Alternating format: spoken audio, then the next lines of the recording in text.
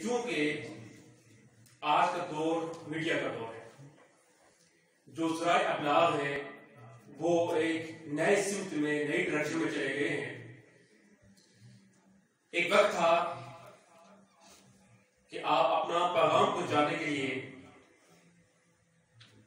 लोगों को जमा करते थे और उनको आप बताते थे कि ये इशू है, ये मसला है, और उसके लिए आपको खासी तकदो करनी पड़ती थी।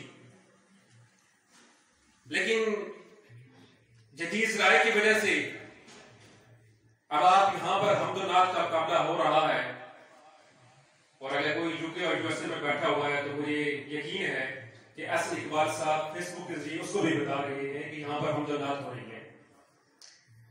तो एक लिहाज से आप कह सकते हैं कि इसका एक मुस्तक़िल पहलू भी है कि आप अगर अपना पैगाम पहुंचाना चाहते हैं तो आसानी दूसरे तक पहुंचा सकते हैं। लेकिन अगर इन ज़राए को हमने सही इस्तेमाल न किया, इनसे अगर हमने थोड़ा सा दूर रहने की कोशिश की, तो शायद कि ये सारे ज़राए मनफी लोगों के पास चले जाएंगे, वो उसको भरपूर अंदाज से इस्तेमाल करेंगे और हम जो दीन के लोग हैं वो इसमें पीछे रह जाएंगे। और होता यह है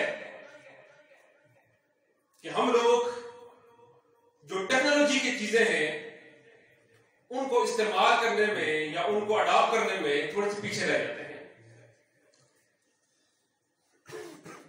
स्टेज में माज़िद मेहमान मौजूद हैं, वो बखूबी जानते हैं कि एक वक्त था कि हम लोगों ने लाउड स्पीकर को भी हराम करार दिया था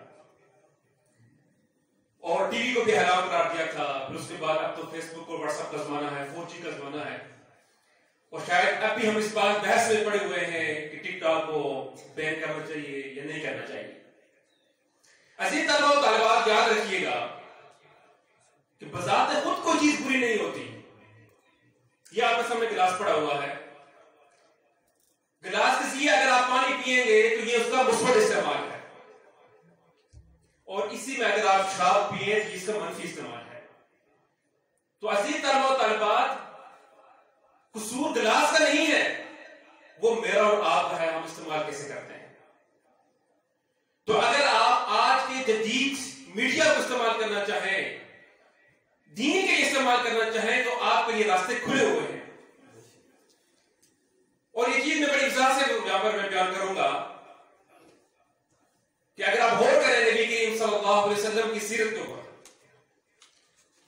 तो नबी करीम सल्लल्लाहु अलैहि वसल्लम ने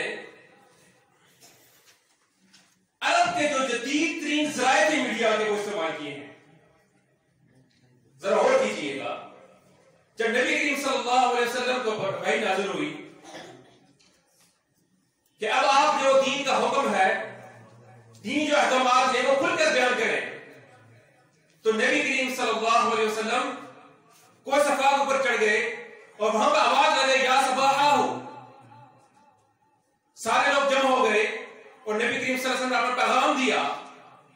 तो अगर आप गौर करें तो अरब का जो उस दौर का मीडिया था वो यही होता था कि जब भी आप किसी को खबर सुनाते थे, कोई ब्रेकिंग न्यूज होती थी, तो एक वक्त पहाड़ के ऊपर चलता था और कहता था, या सबाहाहु।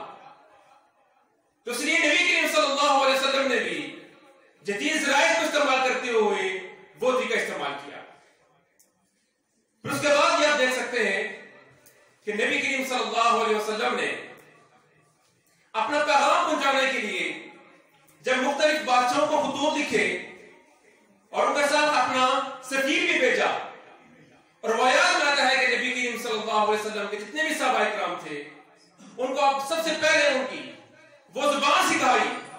अगर रोम में जा रहा है तो रोमी जुबान सिखाई, इब्रानी में तो इब्रानी जुबान सिखाई। तो इससे मालूम होता है कि आपके पास अगर जितने भी जदीद ज़राए हैं, जदीद मीडिया है, उसका आप इस्तेमाल करें, और इस्लाम हमें पीछे मना नहीं करता है। और ये समझता हूं कि रब तआला ने हमें ये मौका दिया है कि हम ये दीन का पैगाम, जो अंबिया का पैगाम, ये हम दूसरों को तक फैलाने के लिए, पहुंचाने के लिए अपने तमाम ज़रा इस्तेमाल करें। और इस लिहाज से भी हमारी जिम्मेदारी बनती है कि चूंकि हम उम्मत मोहम्मदिया है, करीम सल्लल्लाहु अलैहि वसल्लम के तवस्सुल से अल्लाह ताला ने खैर उम्मत का लक़ब दिया है कि कुंतुम खैर उम्मती, तुम बेहतरीन उम्मत हो, तुम उम्मत वस्त हो। अंबिया भी दुआएं करते थे कि अल्लाह हमें उम्मत मुहम्मदिया में पैदा फरमा। वजह क्या थी? वजह एक ही है, वो ये है कि क्योंकि नबी करीम सल्लल्लाहु अलैहि वसल्लम खातमुन नबिय्यीन है और नबी करीम सल्लल्लाहु अलैहि वसल्लम के बाद किसी नबी ने नहीं आना। अब वो सारी जिम्मेदारी जो किसी दौर में अंबिया करते थे वो जिम्मेदारी निभाते थे, अब इस उम्मत के एक एक फर्द के ऊपर लाजिम हो गई है।